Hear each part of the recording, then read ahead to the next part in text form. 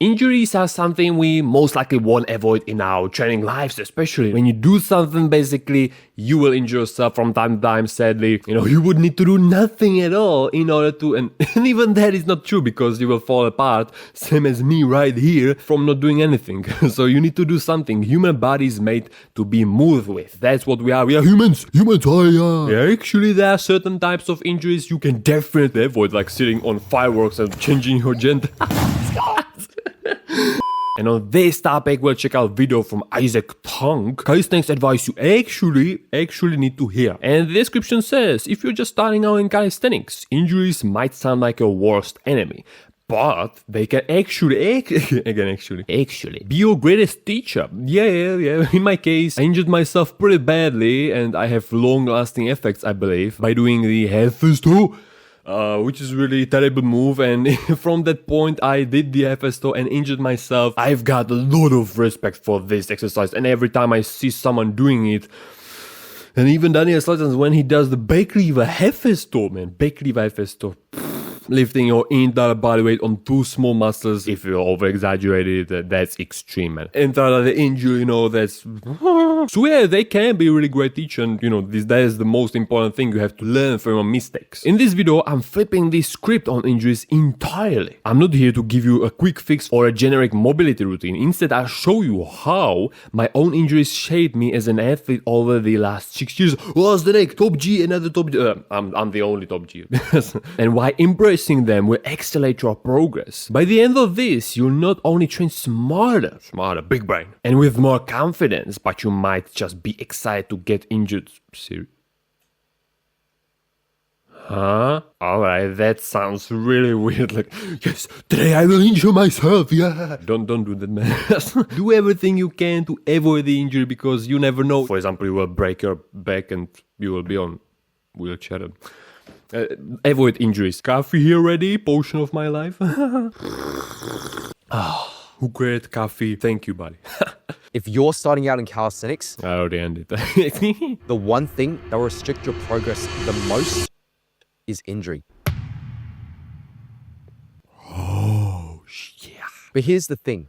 I'm not a physio, so I'm not going to give you a mobility routine that will bulletproof your joints in 5 minutes. No, some shots were fired here, boy. And by the way, talking about Daniel Wagner, is he truly a physiotherapist? I don't know. I don't watch him that much, so I don't know. Because that's not what you need. What you need is to get injured. Huh? I know this sounds fucking insane, but I never even worry about injuries anymore because I've experienced them firsthand as an athlete who's been doing calisthenics for 6 years. As I mentioned, if you can avoid them, but if they happen, then learn from them. You have to take something from them to become a better version of yourself. But don't definitely go to another workout and I will do Hefesto, I will injure myself and I will become a better athlete by that because the next time I won't do the Hefesto. I'm going to completely alter the perception that you have on injuries. Oh shit. And I'm going to show you key tactics that you can use in your own training and life. And I guarantee you that after this, not only will your calisthenics journey be much quicker, less painful, and more enjoyable, but you cannot wait to get injured. Alright guys, I know that I said like calisthenics is an empty sport and there's not any original content, but by that I didn't mean you should do videos on how to injure yourself in calisthenics. The first thing you need to know about injuries is they're coming. Because unless you're naive, you'll realize that injuries will happen whether you're ready for them or not. You might even think that you can outsmart injuries by having the right information. Let me burst that bubble. Knowing doesn't stop doing. You can watch all the fitness FAQs tutorials. Oh, what the hell is happening here, man? This guy roasted him as another calisthenics top GS. But nothing can save you from being an idiot. You can learn about the dangers of bad techniques 1,000 times and forget, but you strain a muscle once and you'll never ignore your form again. Learn it the hard way and you'll never forget. Yeah, as I said, Hefesto, almost stereo bicep tendon, labrum in shoulder. And you will never forget to never again play with the Hephaestus because Hephaestus will outsmart you. And this actually reminds me of part of Daniel Slazen's video when he did a pretty old video when he did the Hephaestus, back lever Hephaestus. And I already told myself to say back lever, front lever. When he did the back lever Hephaestus out of nowhere without the warm up, and he also regret quite a lot. So Hephaestus will never be really your new basics with which you will train your biceps. Since you can't avoid them, embrace every injury as a chance to learn something new. Similar to how Toothless losing part of his tail in How to Train a Dragon. Copyright. Be careful with that, man. Or maybe he bought himself the rights to use the clips. Forced him to learn trust and teamwork. The result of me breaking my ankle. Yeah, I know. Ouch. What the hell was he doing? He was doing Gengar or why? Or how he can fly on the ground like that with the bat first. That reminds me. How did you break your ankle? I did the handstand. Forced me to take a more mature approach in the things that I do, which helped me grow as a person. Okay, front flip grandpa. Think back to something negative in your past. It may be a sports injury, something traumatic or embarrassing. If you had the ability to go back time, would you change things? My answer is no. This is a really good thing to think about. So maybe not in Calisthenics. Well, the Hephaestus, probably I would try it anyways in like another year or two. And I would still have no business at all doing it. Maybe I'd change things outside of calisthenics. For example, not spending $10,000 on a freaking camera, which I even sold. Every conflict, every setback, every painful lesson has been a building block in shaping who I am today. Yeah, but back to the 10,000 camera setup, now when I would get again the $10,000, I would not spend it like a total idiot, so... Everything bad is good for something. They weren't just obstacles, they were crucial to my growth. You cannot avoid bad situations, and that's okay. They're teaching moments disguised in pain. As soon as you accept this, then you'll realize that real growth only comes through facing those problems, not avoiding them. Think about your life. How often do you dodge discomfort? Are you stuck in a job that you hate? Did you do this degree because your parents told you to?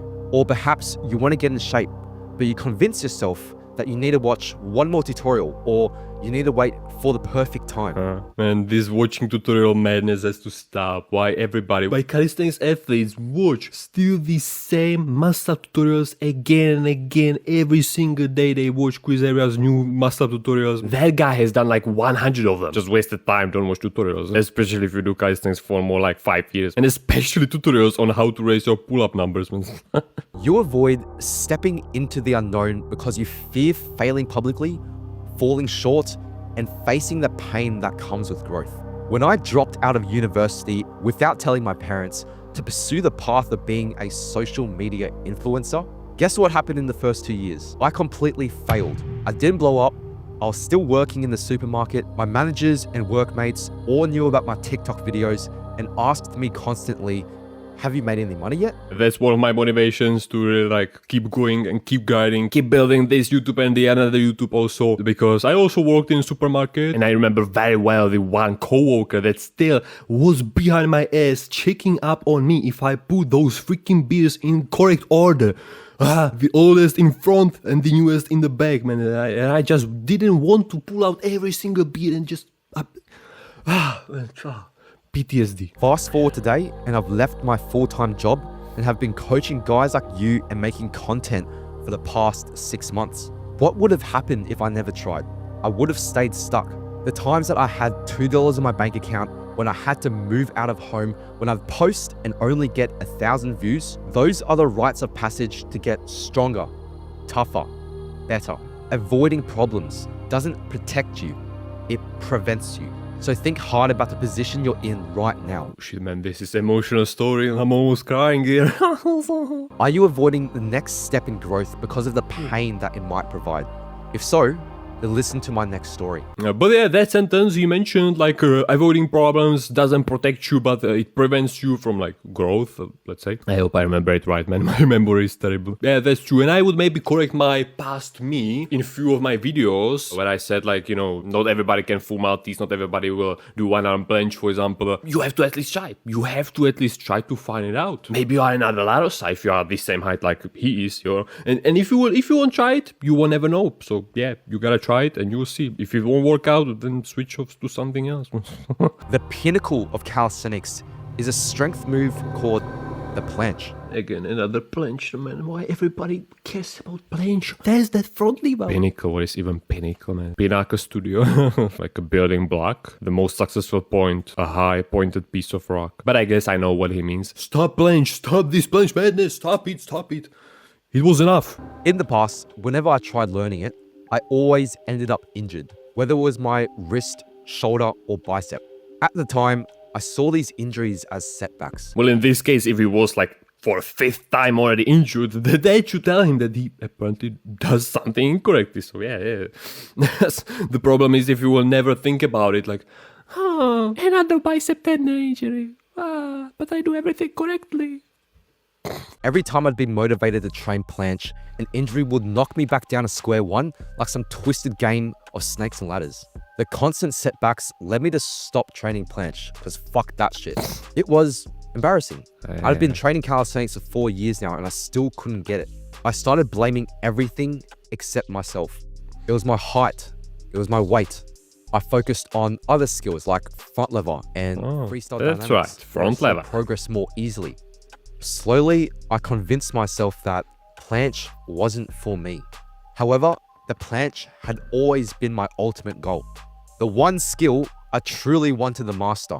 In February 2023, I reached a crossroads and made a decision. I'm at the crossroads, concrete jungle.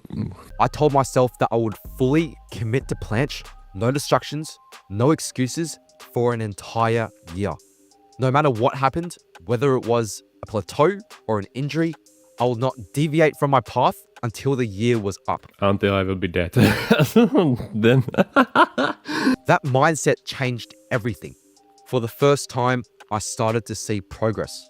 My training became more focused. My consistency more disciplined. Well, again, it depends on so many things. If it was, for example, focusing back then before this, like, decision to make it wow, planche, I'm coming for you. If he was truly just chasing the planche, or also front lever, one arm handstand, freestyle, and, you know, he was overtraining also. That could be another cause of all of those injuries. You know, he was sore still from the previous workouts, from front lever and all of that. We don't know. We don't know him. And my determination stronger than ever.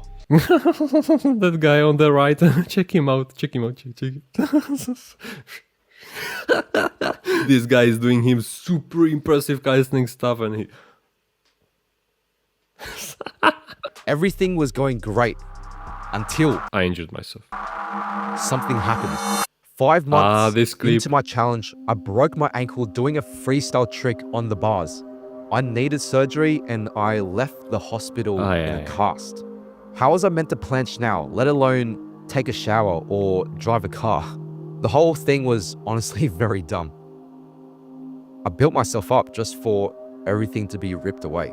Freestyle is dangerous, so be hell careful. One summer, I didn't put a lot of chalk on my hands and I just basically experienced the typical calisthenics injury when it comes to doing giants. I flew 5 meters, 3 meters out of the bar on my head and I like saved myself with my arm somehow. But again, my shoulder got hit pretty hard. Put those mattresses under you, buy some cheap mattresses from junk shop or how's it called in your country, I don't know. And you will be grateful for that. It won't probably save you if you fall on your head and, you know, you will break your neck. But in that moment, quitting wasn't an option. I had made a promise to myself. I chose to push through. You see, the normal person would just spend the next 4 months eating junk food, smoking weed, and playing video games until their bones healed. But because of my mindset, I viewed this injury as a challenge. Challenge to not fall on the leg from the handstand, yeah, that could be possible, good motivation. And the lessons that I learned during that time were invaluable. Doing planche with a cast on was super hard, and just walking home in crutches was more exhausting than a workout. But now when he again started training, he already made himself the path. I don't know at what level he ended up, started planche, let's say, and it will be a lot easier to get back to that point because he was already there. But it taught me the true meaning of resilience. It gave me the mental fortitude to face future plateaus and challenges with no hesitation. In the end, that commitment paid off. Despite all the obstacles, I achieved the planche.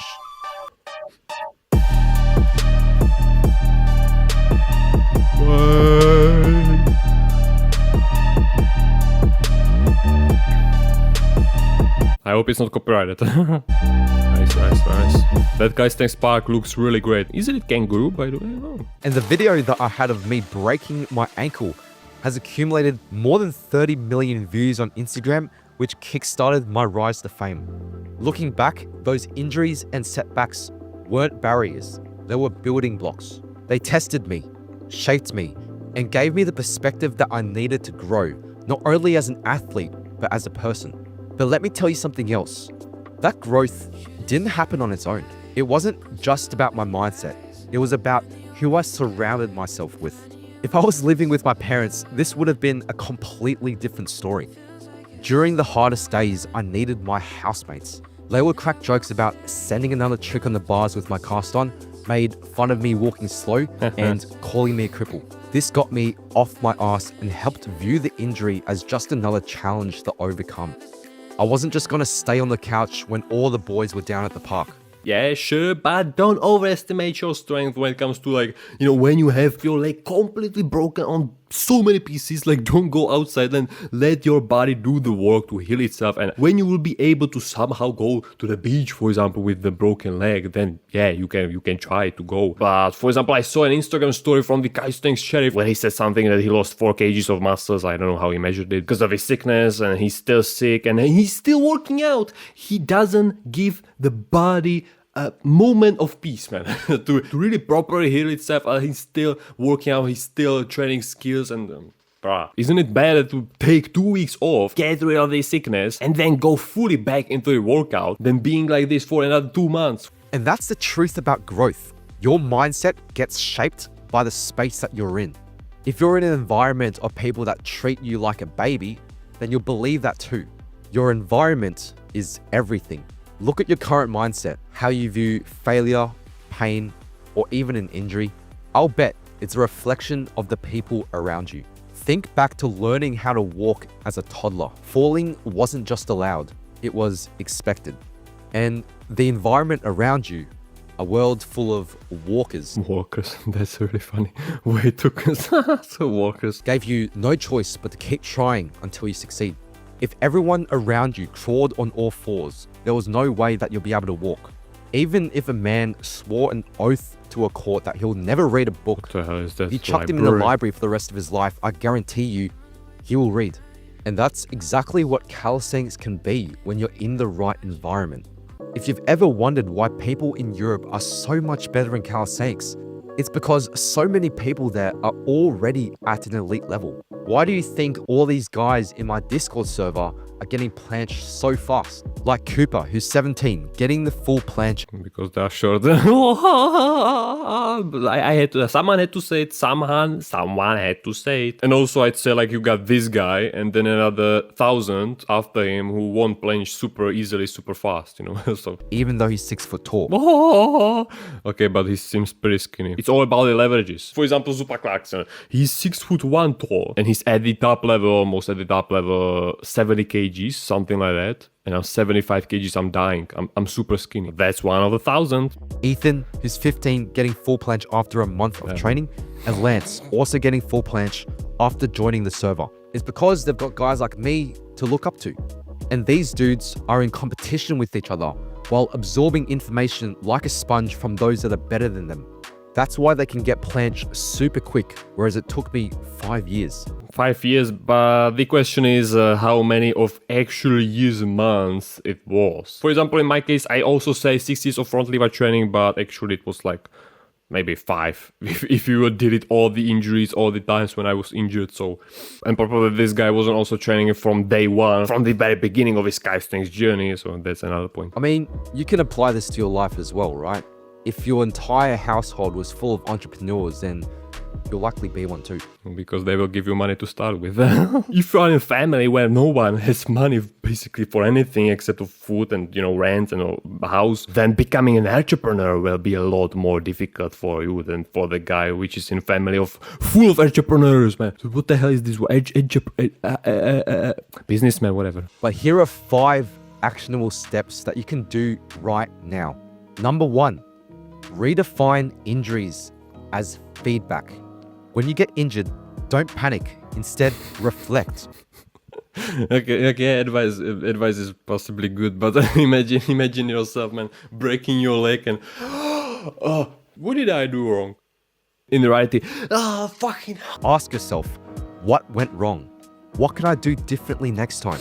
Treat your injuries as part of the process, not a barrier. Every tweak, every ache, and every bruise is a stepping stone towards improvement. Number 2, start where you are, not where you think you should be. Action beats perfection. Stop waiting for the perfect plan or the ideal conditions. Start doing. Begin with small steps and let the problems teach you along the way. Your mistakes will guide you towards mastery faster than endless preparation ever could. Number 3, surround yourself with the right people. You're the average of the 5 people closest to you.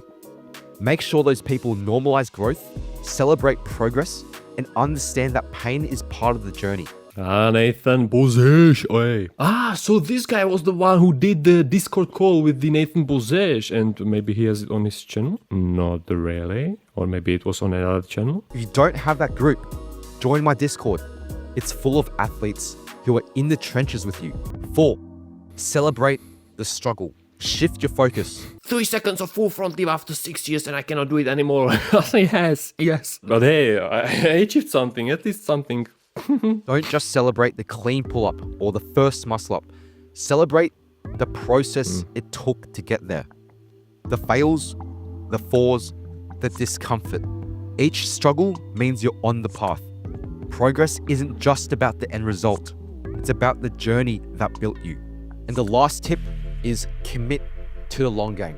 Growth doesn't happen overnight. Alright, so all those guys you mentioned like a minute, 2 minutes ago, forget about them. Full planche in 1 month, 2 months, no, it won't happen most like, which is true. Like, yeah. Injuries heal, skills take time, and resilience is built slowly. Be patient with yourself and enjoy the ride. The work you put in today, even if it feels like a failure, is planting the seeds for tomorrow's success. And here's the truth.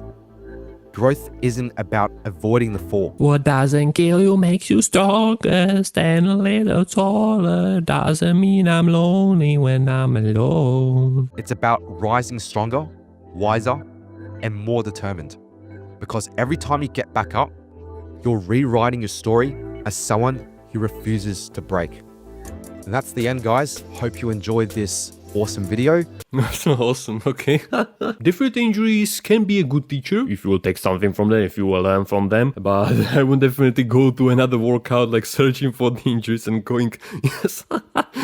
Yeah. I hope you liked this video, and if you did, smash the like button down below. And if you want to support me a little bit more, you can by either becoming a member for $1 or you can send me $1 through the PayPal link down below. But if you want to still support me somehow, you can still by watching my another video.